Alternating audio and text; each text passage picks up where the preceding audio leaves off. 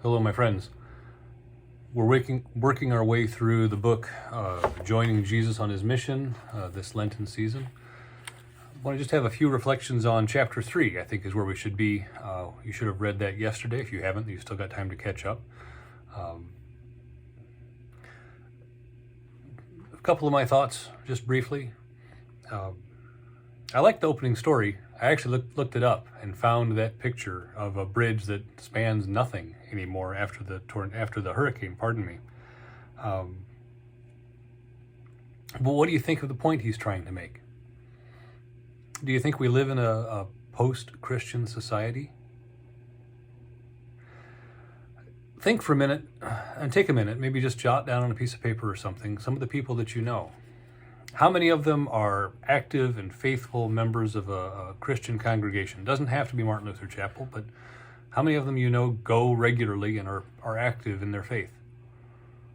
How many of them maybe say they are, but haven't really been very active? And how many of them don't have any connection whatsoever? How many don't you know, one way or the other? I think we'd be surprised if we think about the people that we even just know, neighbors, co-workers, friends even, who really don't know who Christ is or why that's important to them. We can't take it for granted anymore.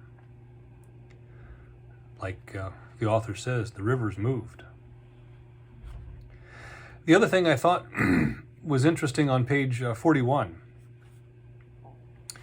as he talks about how big a mission field the United States is now, and how we, who are those who follow Christ, have become missionaries. It reminded me of something I heard another pastor say one time. And I don't remember now who said it, but they said, you either are a missionary or you need one. It's not really a choice for those who follow Christ to just sit in on our own and keep it all to ourselves. We wouldn't want to. We have good news. We have important things that people need to know. We have hope. We have the promise of forgiveness. We have a way to be at peace in a troubled world. We have something that people need to know, and we need to be able to share it with them. So think about who you might know, think about the culture that you live in, and pray about your role as a missionary, because you are.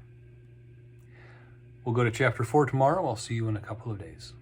God be with you.